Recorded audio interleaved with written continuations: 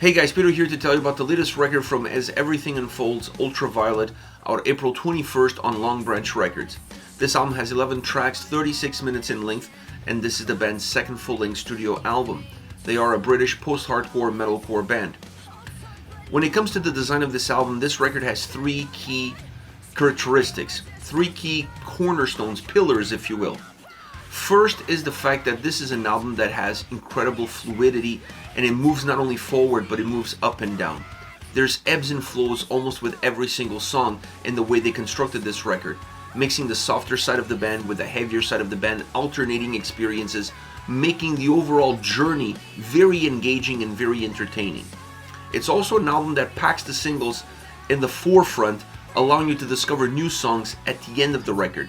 This works really well because you know these songs, you're coming into this record understanding exactly what you're getting yourself into, and having those songs to start off your experience makes the overall path a little bit easier to detect, a little bit easier to walk on. So it's an album that's engaging from the get-go and then offers you that pot of gold at the end of the rainbow. Last but not least, the overall duration, 36 minutes. You blink and it's gone. This obviously adds to the playability not just of the individual songs but of the overall record. It's an album that you can put on loop. It doesn't feel old, it doesn't feel repetitive, it doesn't feel redundant. It sounds fresh, regardless if you're listening it to the first time or the 10th time. So these three key elements working together as one create a magnificent design overall that allows you to get the most out of the individual songs, but also get the most out of the overall experience. As far as sound is concerned, I have to say that the production behind this album is phenomenal. Because if you're listening to this record and you're not really paying attention to it, it's an album that feels very simple because it has a lot of pop elements. And those pop elements simplify the experience and simplify the sound overall. So it's an album that, because of that, becomes very easy to digest, very easy to process. You don't really have to peel layers in order to get to the bottom of it. Having said that, it is an album that's very textured, both musically and vocally. So that simplicity that it offers, or that it appears to offer, is just at the surface. Because beneath the surface, and if you dive deeper into the album, and the more you listen to the album, the more you realize that this record does have a lot to it. It has a big sound, it has big presence, great production that allows the sound to be big, to be robust, to have substance, but it also allows the sound at times to be more stripped down and more organic in terms of what gives, in terms of the mood that it creates and the overall emotions that it drives. It's a very interesting record from that perspective, and the production really helps that richer sound experience come to life in the highs but also in the lows. One of the elements that is really helped or pushed forward by that great production that the album has are the electronic elements. This is an album that uses it almost on every single song, if not every single song on the record. I mean, you can make the argument that some songs perhaps a little bit less, some songs a little bit more, but it's there on every single track.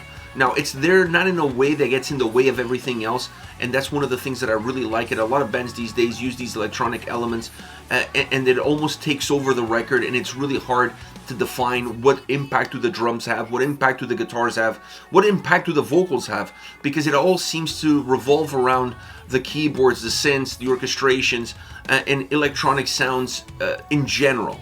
This record, while using them from start to finish, uses them in a way that makes the sound feel bigger, fills in all the gaps. So whatever you have a gap, either be in the drums or how the drums working with the guitars or how the bass is cooperating with everything else, those elements come in and they kind of create a little bit of a much thicker wall of sound, but not necessarily a dense wall of sound, because it's easy to detect every single element on this record. There's a lot of them coming at you, but they're all really easy to process, really easy to understand. And the electronic elements create that better sound, that better presence, that more robust nature behind it. I also like the fact that they're not always doing the same thing in terms of the mood of the songs or the impact that they have in the mood of the songs. Sometimes they're there in order to create this more melodic push. Sometimes they're there to create just a more complete sound experience. And sometimes they're there in order to create a little bit of a dark underbelly, because that's where the song needs to go mood-wise, because that's where the lyrics are going and that's where the overall performance wants to go as well.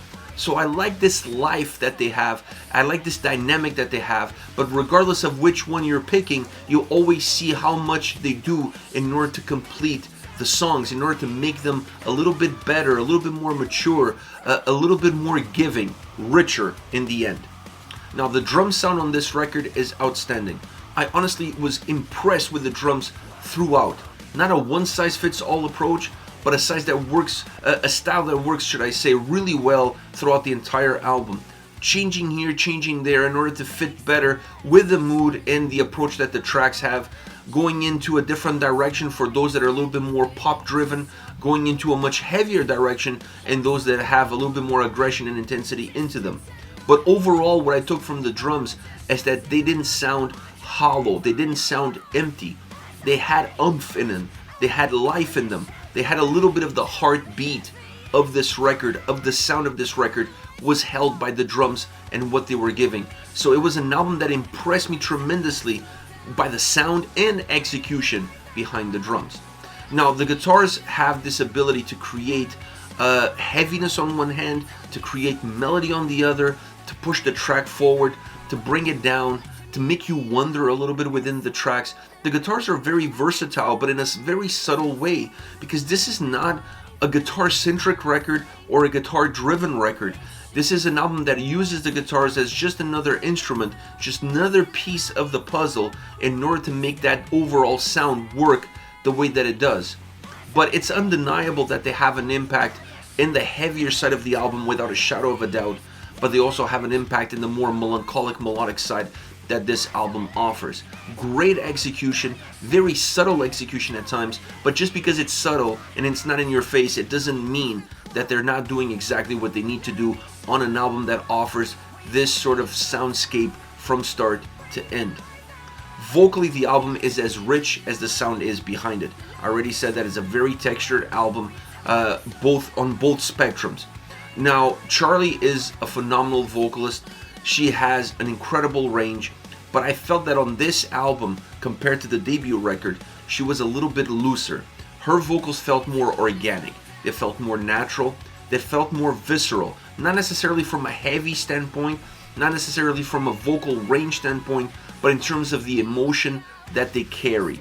They were more emotionally connected with the lyrics and therefore more emotionally connected with the sound that drove them. I also like the mood swings, the changes in her vocal style, in her tone, and her delivery, not just from song to song, but within songs themselves. It's a little bit of a Jekyll and Hyde at times. The song starts off and she's very intense and she's really driven, and then suddenly that mood completely disappears and she's more of an introvert and the vocals are coming from a very different place. This ability to change on a dime really makes the album extremely dynamic and engaging vocally, but it also allows you to better connect with the lyrical content because the vocals are representing it a lot better. They're creating a more vivid picture. I also enjoyed the sprinkles of harsh vocals, the sprinkles of screaming vocals to break a little bit away from the clean vocals that are outstanding. Once again, really showcasing the range that's on this album, how dynamic the overall vocals are. And then the layers, the choirs, the backing vocals were used really well throughout this record. They weren't abused.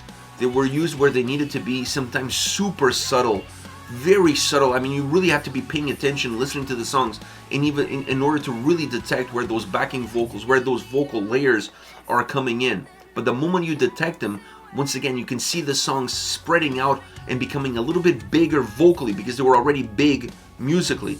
It's an album that sounds very epic, but very subtle in how epic it sounds. And that comes from that duality that this record offers, from pushing music and getting influences from all the way from pop music to metalcore and post-hardcore. I mean, it's an album that has a very wide spectrum of influences, and those influences are going to create a very wide spectrum of sound experiences. But an album that definitely takes everything that they did on their debut record, turning it all the way to 11. I love this record. I think I listened to this album more than 20 times the first day that I got it for review, because it's a catchy record. It's one of those albums that it's simple, like I said, at the surface, but the more you listen to it, the more you discover and the more you see how how condensed but not dense the sound is underneath it. As far as favorite songs are concerned, I want to start off with Twilight. Great guitar sound on this track. Infuses a lot of melody and movement into the overall song, allowing the electronic elements to come in and then complete the track. It really fills in all the blanks of the picture that the guitars were creating before. And it also creates, at times, a little bit of an industrial vibe. This track pushes those boundaries ever so slightly here and there. You're going from a more driven song to a more industrial song. Even the vocals get affected from that point of view, with some electronic elements impacting the vocals as well. So it's a super dynamic track vocally. It just goes all over the place. It has cleans, it has harsh, it has screams, it's got layered vocals, it's got those electronic vocals. So it's a very dynamic song from a vocal standpoint, and it's not less dynamic musically. So it's a very great track. It's a track that has a lot of life in it. Next we have Rose Bouquets. This is a more melancholic, atmospheric track, at least at the intro, and that's kind of the ambiance that it creates. It becomes more of a stripped down experience, specifically in the verses, where the keys the keys really play a huge role, not just in stripping down the song, but in carrying over that melancholic atmospheric intro that the track have. Then there's a bigger sound in the chorus. The chorus really explodes, making the track a little bit more uncontrollable once it gets into that climatic moment of the song. Outside of that, you see the more controlled, the more subtle approach. So it's a song that has an introspective moment in the verses and then an extroverted moment in the chorus. The drums really help complement the overall sound of this song. This is a track that doesn't depend as much on the electronic elements to complement the sound, but rather the drums, in order to create this much larger picture that this track puts forward. The vocals overall on this track feels more like a narrator. It feels more like telling a story in the first person, and that's where you get that introspective portion in the verses, not just musically but vocally, and then you have that more extroverted portion in the chorus, not just musically but also vocally. Last but not least, Daylight. This is one of those bangers. It comes late in the record, is the second last song on the album. It's one of those that belongs to that pot of gold at the end of the rainbow, and what a banger of a track this is. First of all, it has a powerful chorus, musically and vocally, and that chorus dominates the song. It puts a huge stamp, it puts a huge mark on how this whole song comes about. It's a song that feels bright, that feels powerful, but it still carries a very dark veil underneath it. It never really takes control of the song, but you can feel it there. So it's a brightness, but it's a brightness that comes at a cost. And there's that dark veil underneath that brightness that makes you sometimes doubt how bright this song really is. It's a track that has those electronic elements in the sound to complement the overall sound experience, to make the song feel a little bit more robust, to make the song feel a little bit more together. The drums add substance to the way the track comes across. The piano adds that dark veil, or makes that dark veil a little bit more noticeable, a little bit more predominant, easier to detect.